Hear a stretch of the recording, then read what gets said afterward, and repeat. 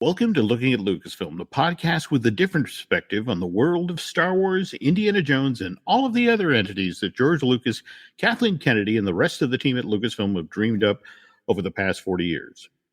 I'm entertainment writer Jim Hill, and my co-host, the one, the only, Dan Zehr. We're recording this on Wednesday, October 30th, which I'm guessing, Dan, that's the eve before All Hallows Eve? Well, anyway, you still have at least one small boy in your house. So, Yes. so Halloween's got to be a big thing at your place. Oh, yes. We celebrate Halloween. Oh, my goodness. Probably we put up fall stuff in the middle of September. And then once it's October 1st, out come the pumpkins and the skeletons and all that great stuff. And my son loves Halloween. In fact, tonight we went to something at our school called the Boo Bash, where all of the kids of the teachers and the kids in the neighborhood go to the high school, and all the classroom doors are decorated, and all the high school kids give out candy to the little kids, and it's a blast. Oh, very cool. If you don't mind me asking, what is your son going as this year? Well, imagine this. He is going as a Sith trooper. Well... Okay, that's brand new, obviously, to the Rise of Skywalker. We found the costume on Amazon on Triple Force Friday, and he was the only one that I saw wearing a Sith Trooper costume, but he raised a lot of eyebrows and attention. And then we found a red Sith Trooper Nerf blaster on Amazon as well. Gosh, too bad Amazon isn't sponsoring this podcast. And so it's cool. It looks really, really sharp. Oh, that is cool. All right, please send along pictures. I'd love to see that. Oh, sure. Okay, well, and speaking of trick-or-treating, I guess we need to talk about those two Star Wars-related trailers that debuted since you and I recorded our last Looking at Lucasfilm. There was the final trailer for Star Wars Episode 9, The Rise of Skywalker, which debuted on ABC on Monday, October 21st, during a presentation of Monday Night Football. Kind of a lousy game. That it was between the Patriots and the Jets, with the final score being 33-0. The Patriots basically crushing the Jets, and yes, they're crushing everybody this year. They always do, but they're especially this year. And then the second trailer for The Mandalorian debuted exactly 1 week later on Monday the 28th. So, I gotta ask, Dan, what did you think? I thought the Rise of Skywalker trailer, actually I got interviewed for Good Morning America's website, which is pretty cool. That's for true. That. You did. Yeah. But I thought it was gorgeous. I thought it was visually stunning. I thought there were some nice little cues. The music was wonderful, and it captured that spirit of Star Wars, but in a surprise, at least to me. I didn't really know what was going on in the movie, which I did not expect, because the final trailer for The Last Jedi and The Force Awakens were definitely a little more concrete in what the plot might be about, especially The Last Jedi. And this didn't have that at all. And at first I was minorly disappointed, because I thought, well, if I'm going to watch this trailer, I want to know something. Give me something. But then when it was over, I thought, wow, JJ really did it. He had the guts to not reveal anything in this. And I was very happy with that. I thought, okay, I waited this long, I'll wait a little bit more. I love that I knew nothing. It really kind of played more as a teaser trailer than an actual final trailer. I mean, not too many movies can do that, but they have got 41 years of history where they can just jump in and give you a trailer that tells you nothing. I thought it was really brave.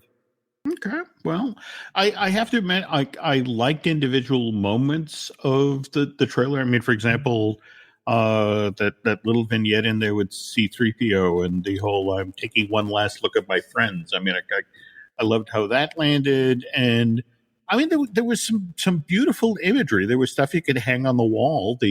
All the TIE fighters zooming in on the ice planet, but then there were the moments like, I'm watching people on horseback ride down the deck of a Star Destroyer. But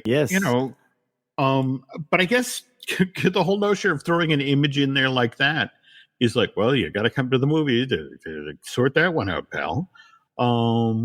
I think you nailed it. It really, in a weird sort of way, was so much more, had the kind of the feel and the use of imagery that a teaser does, rather than what we've kind of come to expect from the final trailer for a film. Though, uh, you know, let's be honest, in the last 10, 15 years, there's been a lot of people who complained about the fact that you see a trailer for a movie and it's like, well, why do I now need to see the movie? Because I know everything. You put every, big moment in the trailer, and, there's no need for me to go to see the movie. Exactly, which is, I think, why I was A, shocked, and B, pleasantly surprised that they did that, because they've got a lot of writing on this movie, as you know very well. Mm-hmm. And the fact that they didn't give us anything, I mean, that's a very J.J. Abrams thing, to be honest. I mean, I think we know that. And like I said, at first I was a little disappointed that I didn't get more. But let's look at The Last Jedi trailer really quickly for a second. It has a pivotal scene in the trailer where they show Kylo Ren about to blast the Radis, where Leia is on board. And then you think, oh my gosh, is he going to try to kill his mother? Now that doesn't happen, but that was a powerful bit of narrative that the suspense of that was taken away when I saw the movie for the first time. And so I was not crazy about that. And so I am very glad that I didn't get anything spoiled for me here. Well, now to pivot to, the trailer for The Mandalorian, and again, we're only 2 weeks out at this point. In fact, what is it? Tuesday, November 12th is when Disney Plus goes live, and we all get our first glimpse at that. And I have to admit, I don't know these characters, I don't know this world. This trailer did so much better a job, at least for me. I'm one of those, again, forgive me, but I'm one of those guys who likes to have the hay down where the goats can get at it. Just the whole notion. Lay out the world, lay out the character, give me a sense of the stakes. And this trailer for that Jon Favreau live action Star Wars TV series, I thought really delivered the goods. I thought it was very cool, and I actually watched the trailer before it back to back again just to refresh my memory. And this one, it didn't really pivot me either direction. I mean, this one, talk about not having anything to do with the plot. We still really don't know much about the plot of this series, and we know the basic premise naturally. Everything that fits into a paragraph. But this was just some cool visuals. We finally got to hear Pedro Pascal speak. Which I thought was cool, and the great music, but it didn't make me want to see it more or less. I already wanted to see it anyway, so I just thought it was kind of like a little bit of a filler to get us to when Disney Plus airs, but it didn't get me more excited. Not really, but I'm glad it did. You say again?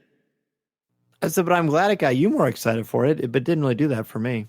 Well, okay, but at the same time, when you look at, for example, what's going on over at Fandango, or whatever reservations I may have about the Rise of Resistance, the final trailer there, or excuse me, the Rise of Skywalker. I keep doing that. The Rise of Skywalker trailer. It doesn't really matter that J.J. Abrams film has sold more advance tickets than any other Star Wars film to date, and that includes The Force Awakens from back in December 2015, which was kind of the rule breaker there. How's it doing compared to Endgame now? I know there's a lot of talk the first 24 hours about how it did compared to Endgame, but what about now? Well, the interesting thing is that Fandango, in fact, I was going to there earlier tonight to get the update, and they're not including today's numbers till tomorrow. But they were stressing, for example, that the trailer on YouTube has been downloaded 24 million. Actually, at this point, it's 30 million. When I last looked, it was 24.9. Or excuse me, or 25 million. And on the other hand, if The Mandalorian, it's only been downloaded, the trailer on YouTube, 6.5 million, but again, it's only been up for 48 hours. So, you kind of have to grade in a curve. Plus, The Mandalorian's largely unknown. I mean, this is the final movie in the Star Wars saga. No, As far as Skywalkers go, and I think that's a big part of it. Plus, Monday Night Football. I mean, even the worst two teams in the National Football League get higher ratings than the most successful shows on TV. Period. So you're going to put on Monday Night Football, you're going to get a massive audience. So the downloads on YouTube, obviously, they don't even take into consideration how many people watched it on Monday Night Football. Do we have numbers for that by chance? That we don't, but I bet there's quite a bit. I know.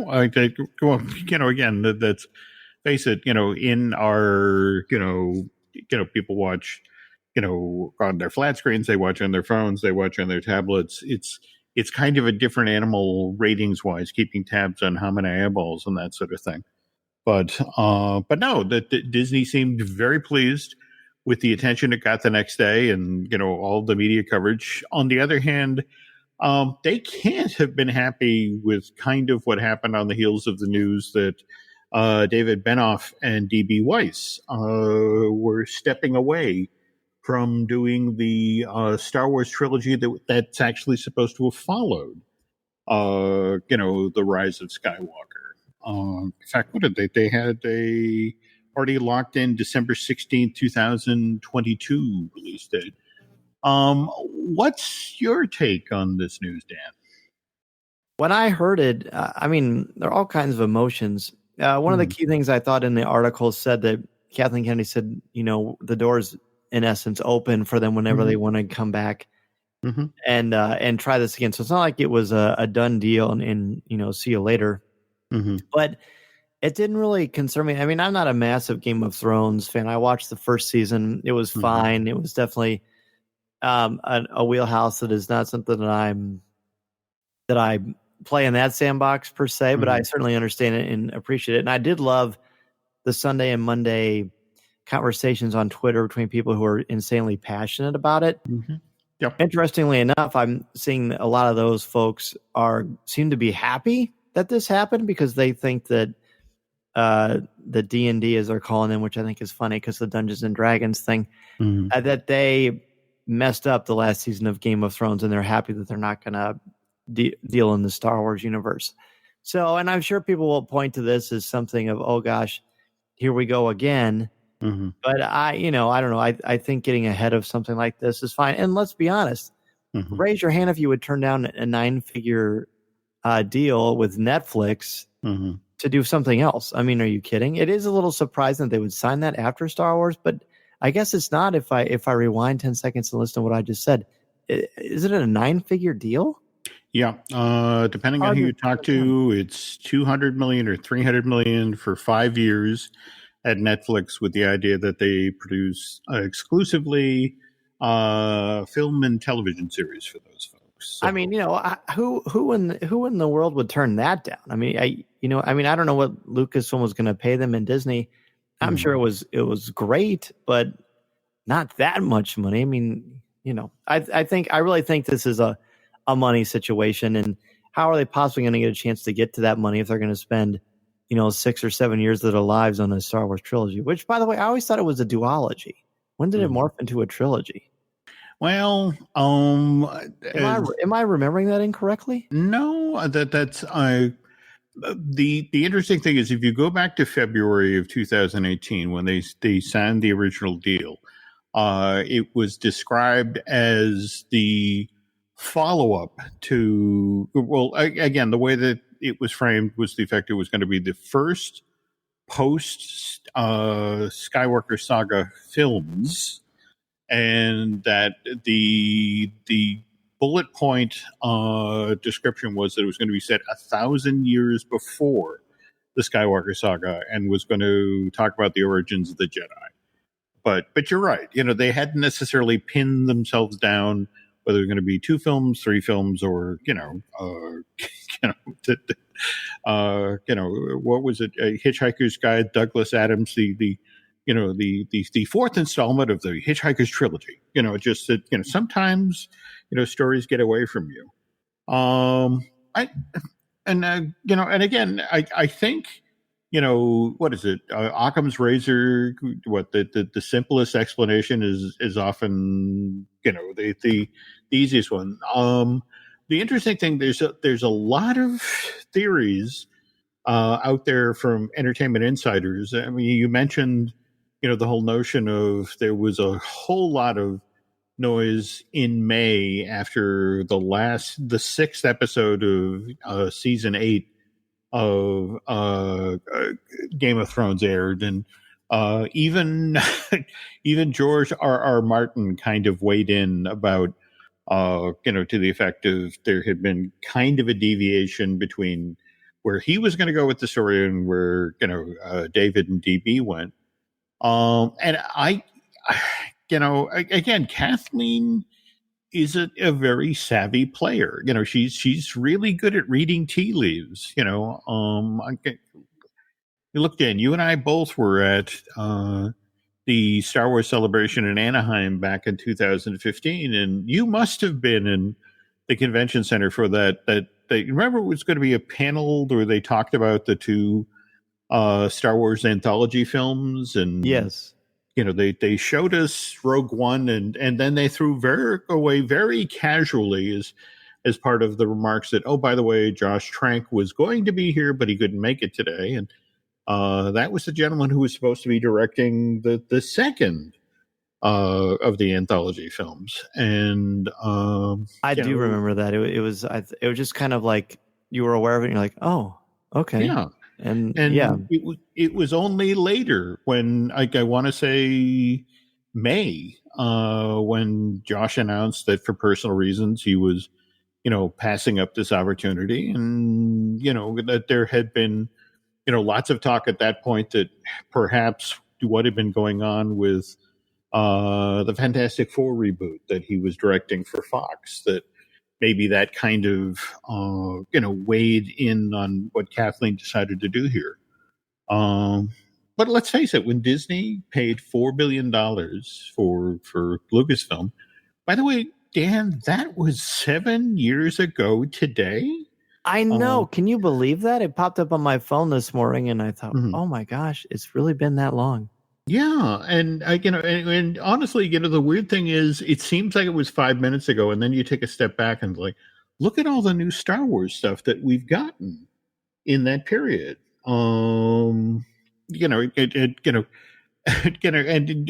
sort of the cherry on the sundae being the two Galaxy's Edges, that the one in Anaheim and the one in Orlando, right? But at the same time, we do have to acknowledge that at least the Anaheim version had a kind of an unexpected summer thing. Crowds didn't quite come out the way they wanted to, or Disney wanted them to, and the year previous we'd had Solo, which I still think is a good movie. I love it. Misfired at the box office, and I think that made the folks at Disney kind of look over their shoulders. So I can't help but think, coming off of sort of the bad fan reaction to season 8 of Game of Thrones, and maybe that did factor into Kathleen. So I hope it could be, but I hope not. I hope that someone that powerful in Hollywood wouldn't be swayed by public opinion. I mean, to that degree, because I still think it's a loud minority of people. It won those Emmys, and the ratings were insane, and people were talking about it. Bad press is better than none. Real quick, did you see Lawrence Kasdan come out and say that he likes Solo and then the studio screwed it up? That was an interview he did 2 days ago. Or at least it was posted 2 days ago. He said that it was the studios that screwed that one up. He was just very candid about it. No, but he didn't go into any detail. Wasn't this also the interview where he basically said that he's done for now with Star Wars? That's exactly right. Yep. Yeah. Which I get. I look. That when I look at what Lawrence Kasdan has done. Don't get me wrong. Wonderful work on this.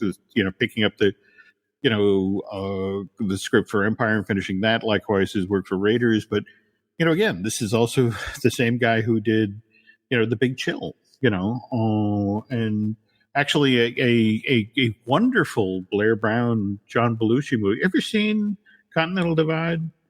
No, I haven't, but I remember very much when it came out. It's very much a modern, or well, modern, late 1970s, early 1980s attempt at a Katharine Hepburn, Spencer Tracy movie. And again, the weird thing is, as I recall, Kasdan wrote it for Barbara Streisand and Robert Redford as a follow-up to The Way We Were, and the way Hollywood works. It eventually ends up with John Belushi and Blair Brown, but it's still a wonderful film, and he's a great writer, and one of my all-time favorites. Kasdan and Shakespeare. There you go.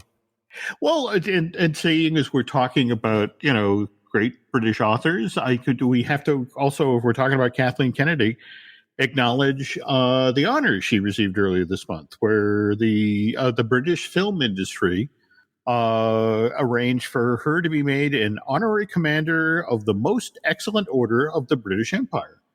Did you get to see any of the photographs from the ceremony? I did. I thought that was really a charming affair. I wish that they would have invited us. I would have certainly gone. Oh God, yeah. Well, it I'd have worn tails for that. Just for the cannon base, but for me, what was great was, and more to the point, that I know that there's certain folks in fandom who, just have it in for Kathleen. But when you look at who turned out for this, who came to be part of this moment, which was held at the home of British diplomat Michael House, you had, for example, you were just talking about it, screenwriter Lawrence Kasdan, but here's also, Academy Award winner John Williams. We also have Bob Iger, CEO of Disney, the studio head there, Alan Horn, and even Kevin Feige turns out. And what tickled Kathleen, especially about getting this award, is one of the only other people who's been honored this way was Sir Alec Guinness. And, she just kind of loved the fact that here she is sort of tending the house, so to speak, that Alec helped set up. And, that here the Brits thought enough of all of the film work that she's brought over to the UK, whether it's at Hill Street or Pinewood or that sort of thing. And, they just want to acknowledge what they thought was her contribution to the business. But anything leap out at you from the photos, is that sort of thing, or? No, not really. I just think it's nice. I met her once. She was extremely nice. We chatted for a little bit about. I like that she has ambiguity in Star Wars now that it allows us to do some of the heavy lifting on our on our own, and I think that's a cool thing. It makes us use critical thinking. And I think she and the folks who are there are people that I very much respect, who are very talented filmmakers and great thinkers. And I think it's great. I think she deserves it. I've never been one to comprehend criticism of her from a pejorative perspective, because I think that she's done a lot of wonderful things for Star Wars and Lucasfilm and for fans. And she's a fan herself, and I think she deserves this. I love it. Okay, well, very cool. Now, we just spoke of Kevin Feige, by the way. When Dan and I get back from our upcoming break here, we're going to talk about the very first time that the worlds of Marvel and Lucas collided, and that was with the August 1986 release of Howard the Duck. This episode is brought to you by LinkedIn. Psst, healthcare pros, word's out, and it's too good to keep quiet. Look, LinkedIn is revolutionizing job hunting, making it possible to search by specialty, shift preference, and salary. Endless scrolling is out. Whether it's a mental health therapist or dental hygienist, finding the perfect role is faster and easier than ever. Head to linkedin.com/healthcare and start your search today. You don't technically need this car. You say that out loud to yourself. You say, I have no space. You say, I'm just looking. Then you click. Then you zoom in on photo number 87 and whisper, oh no. Then you text a friend, the one who always enables you. You say to yourself, this is the last one, knowing it is not. You don't need this car. But maybe, just maybe, this car needs you. Bring a trailer. It's never just a car.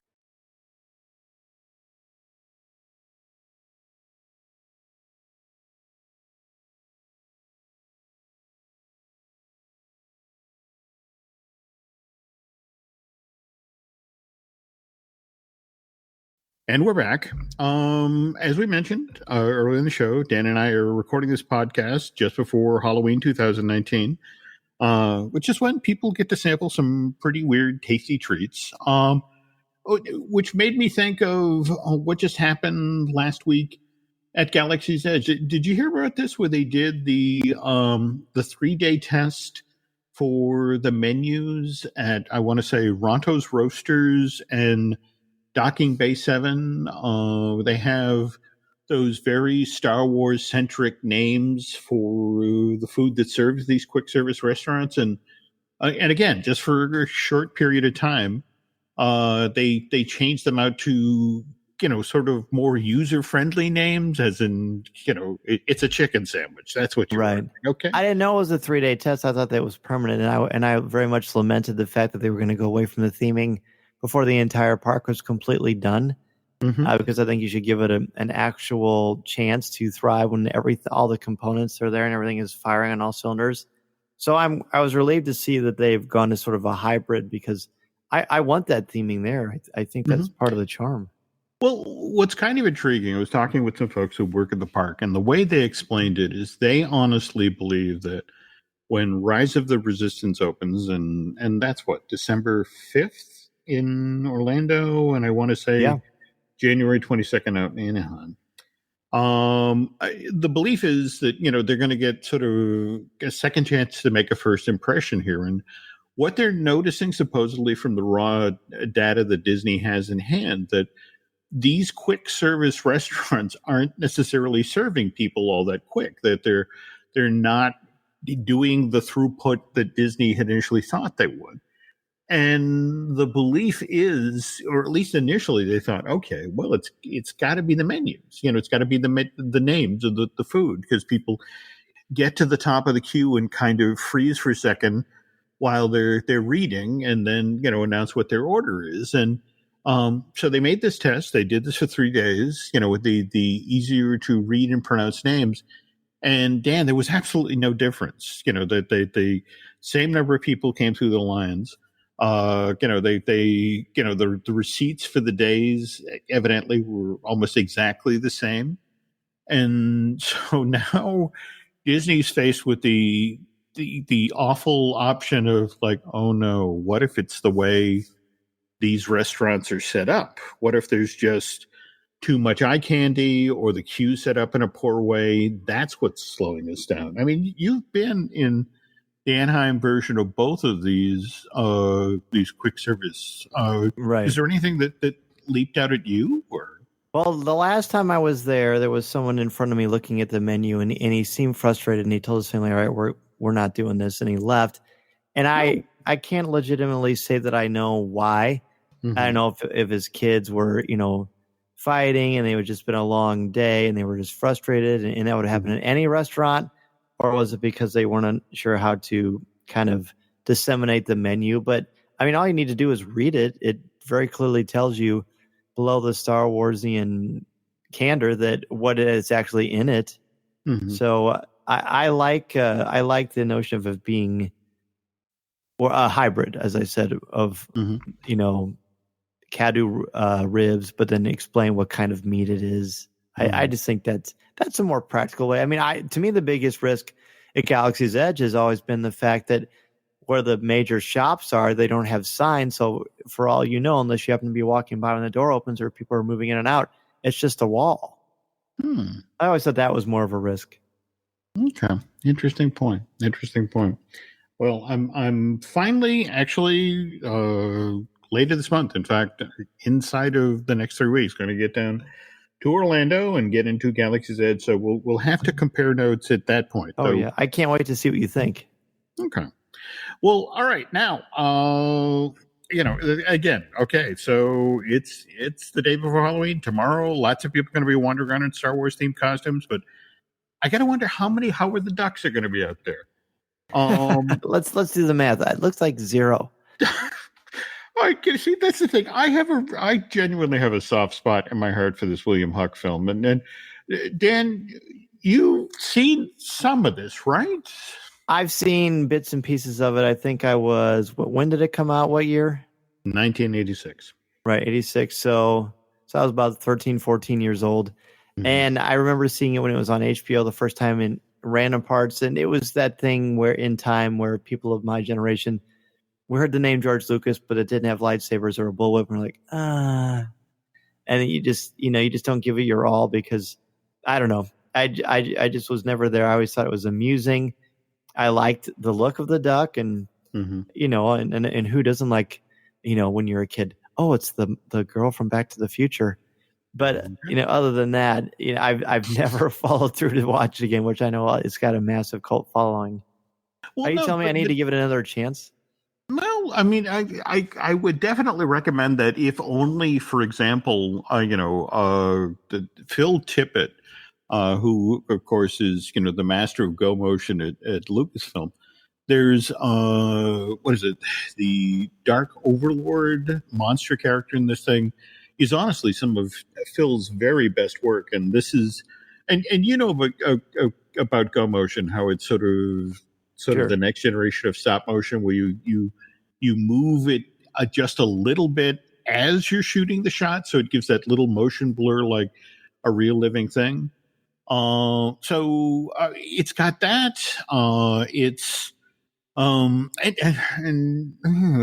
But I can't help but, think that the fact that you were 13 or 14, you're in your own home, it's on HBO, so you're getting it for free, and it still couldn't hold your attention. I mean, that kind of speaks volumes about this movie. That it's got some great individual pieces, and in fact, I mean, if you do the 30,000-foot view on it, Dan, this was the first Marvel character to get his own feature film. Isn't that wild? It's kind of stunning to me that prior to that, I guess there had been a Captain America serial in the 1940s, but and Howard gets introduced in 1973 in an issue of Adventure in Fear with Man-Thing. And he's a kind of a one-panel joke character in the comic, but he catches on.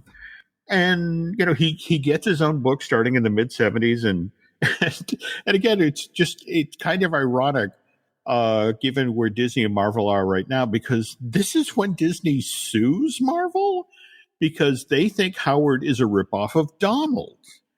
And they actually take, Marvel Comics to court and force them to not only change Howard's look so he looks less like Donald, they force them to put pants on Howard. So he, again, only Donald can walk around with no pants, which that's right.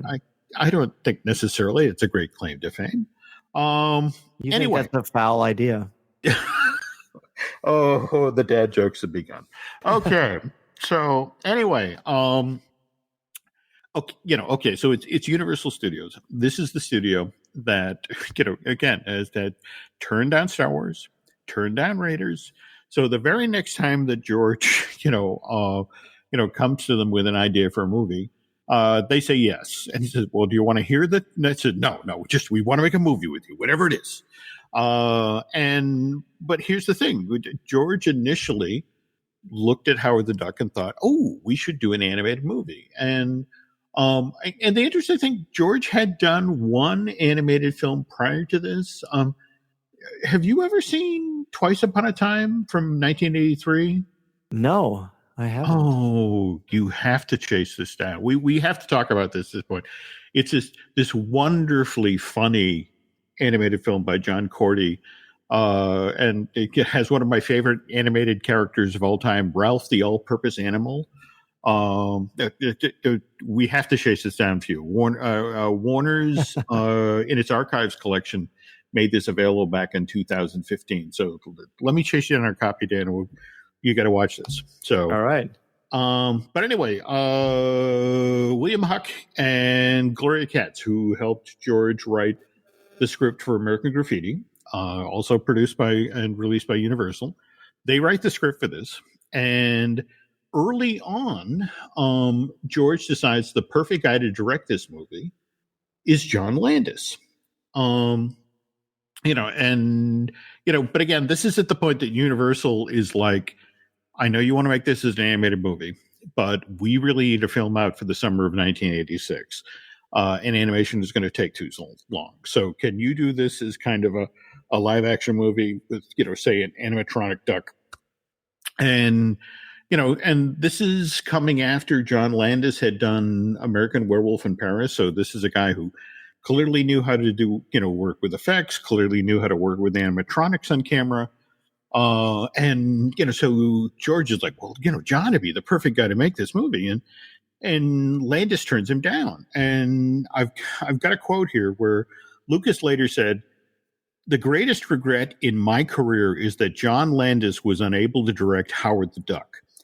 I feel the movie would have been far more successful and saved me the years of hardship following its release." So, which kind of blows my mind. That is, but I can see that. I mean, he was he's sort of a hot director during that time period anyway, and he had a certain kind of a sensibility. Mm-hmm. But so anyway, William Huck, when Landis turns the directing down, he gets the job almost by default. And now, now George is like, okay, so we have this opening scene that's set on Duck World, which is, looks just like our world, but again, filled with lots of dad joke duck puns. And George then realizes that, wow, I'm going to need a lot of people in duck costumes to sell the idea of, a world that's populated by ducks. But the interesting thing is, remember, and we talked about this in a recent, looking at Lucasfilm, that he had just made in 1984 and 1985 those two Ewok movies, The Caravan of Courage and The Battle of Endor. Right, which we talked about on a recent show. Yeah, and what George wound up doing is literally reaching out to, these folks who had just climbed out of their Ewok costumes after they completed production of, Battle of Endor, and they're like, not so fast. We have some duck outfits for you to put on. And, because again, they shot Battle of Endor in the summer of 1985, and by November of 1985, here they are shooting Howard the Duck. Anyway, but here's the thing. George knows, because of how much these costumes are going to cost, and how much it's going to cost Phil Tippett to do his go motion, this is going to be a very expensive film to make. In fact, depending on who you talk to, $36 million, which was actually, again, depending on who you talk to, it's actually more than George spent on Return of the Jedi.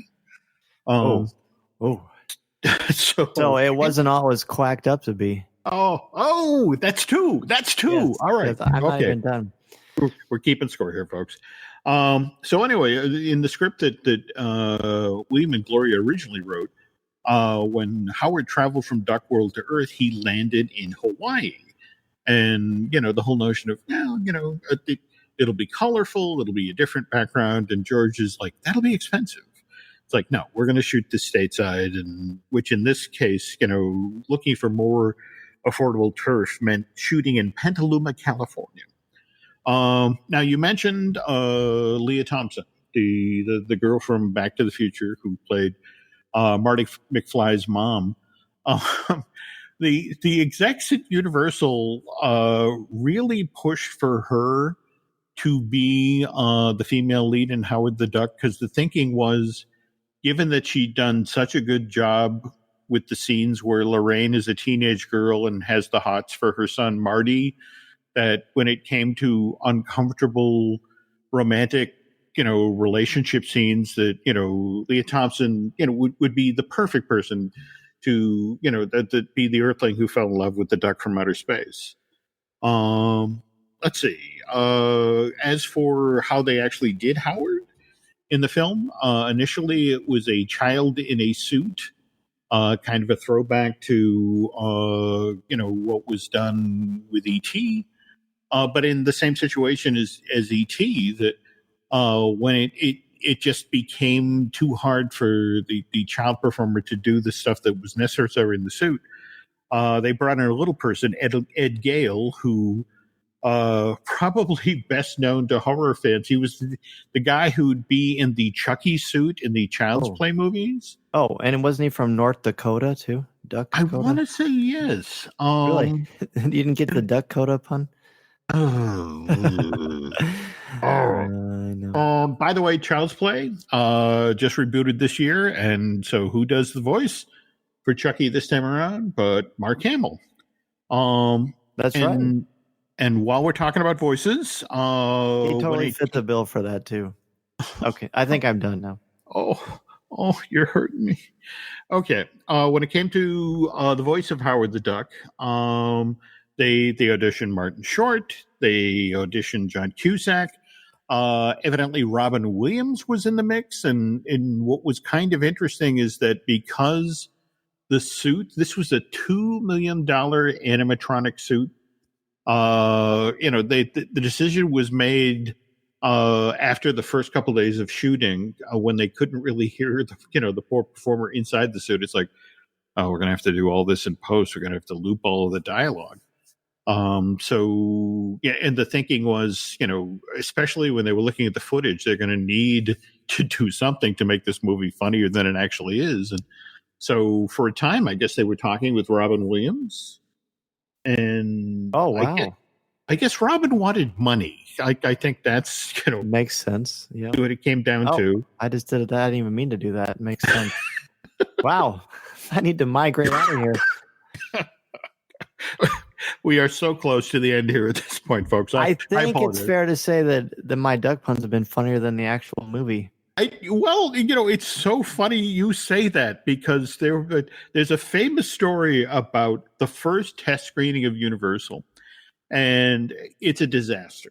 And, so the executives come outside, Tom Price, who's the head of Universal Studios at the time, and his second in command, Sid Sheinberg.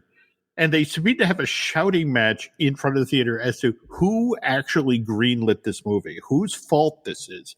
And they eventually end up having this fist fight because neither of them want to take the blame for it. Wow. Anyway, yeah. Okay. Long story short, movie comes out, that year. It's reviled. Again, cost $36 million to make, only make $16 million. So it's a box office disaster.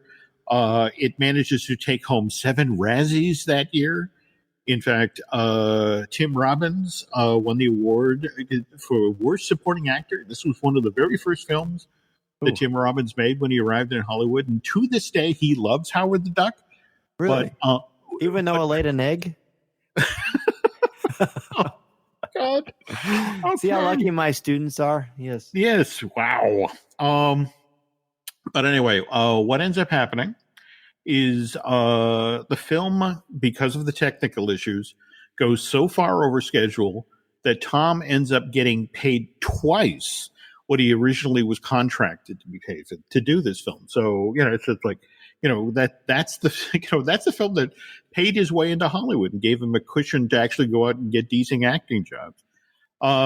George, on the other hand, when Howard came out, immediately pivoted to Willow. He put Howard the Duck in his rearview mirror so quickly, that your head would spin. And the interesting thing is that Howard had been shot deliberately with an open-ended ending, with the hope that they'd be able to do a sequel in 3 years. And the weird thing is, Howard did eventually make it back into the movies. In fact, if you remember his cameo appearance at the very end of 2014's Guardians of the Galaxy, and he turns up, blink and you'll miss it moment in Guardians of the Galaxy Volume 2. And isn't he an Endgame at the end for like a split second when all the heroes are there? I have heard that, but the problem is I have yet to see an image capture of it. So if somebody has it, please send it along. Yeah. By the way, the rumor is that Disney and Marvel have something else involving Howard the Duck in the works right now. And I'm not really in a position to be able to talk about this because a friend shared some info about it. But anyway, okay. I am looking at the clock at my end. It is almost 10:30 p.m. East Coast time, which is almost my bedtime. So I get to do a pun now. Dan and I have to get the duck out of here. So a good way to end it. Okay, so but tell you what, Dan, if until we're back with even worse jokes, where can folks find you elsewhere on the web? Sure, you can find me each and every week on Coffee with Kenobi. This week we had probably one of the biggest shows we've ever done in 6 years. We had as guests, so you ready for this? Jon Favreau, Dave Filoni, Pedro Pascal, Gina Carano, and Carl Weathers. Because they invited me to the Disney Plus event for The Mandalorian, and I had that all set up, and then something happened. I wasn't able to go, so I sent my brother-in-law instead, and he got to be a part of a roundtable, a very small roundtable with some Star Wars fan sites and podcasts, and Coffee with Kenobi was fortunate enough to be one of them. So yes, the audio you're hearing was a part of that, and my goodness, I am very proud of that one. And next week, I can't say who the guest is, but it is one of the biggest names in Star Wars history. So lots of great stuff coming from Coffee with Kenobi. And if you really like the show, we have our Patreon page as well. Oh, look out. That sounds like some can't miss stuff right there, Dan. Meanwhile, over at Jim Hill Media, we got Disney Dish with Lon Testa. We have Fine Tuning with Drew Taylor, who is somewhere loose in the eastern half of the United States. I'm just warning you, folks. He's out there. Be careful. With his Howard the Duck t-shirt, undoubtedly. Probably. Let's see. We also have Universe Joint with Dustin Fuse. We, of course, have the Marvelous Disney podcast that I do with Aaron Adams. And Michelle Valladolid has just yesterday got back from Walt Disney World, where she is, dear Lord, assembled a huge report on all sorts of Disney merch, which we'll be talking about soon. So, tell you what, folks, if you could do myself and Dan a huge favor, if you could head over to iTunes and rate and recommend not only the podcast you're listening to today, Looking at Lucasfilm, but also Coffee with Kenobi, that would be incredibly helpful. Likewise, if you really, really, really like what the two of us do here, if you get over to Bandcamp and subscribe, that helps keep us in Funko Pop figures. And I'm looking at my bow. Is that Dio? Bio? What is the Dio. robot? Dio. Okay. I still think he looks like Snoopy. So I can see that. Yes. Okay. So, but again, I saw that trailer and I still don't know what that character does either. So, all right. Well, maybe we'll be able to explain that more better during the next Looking at Lucasfilm, folks. So until then, thanks for listening, and Dan and I will be back soon.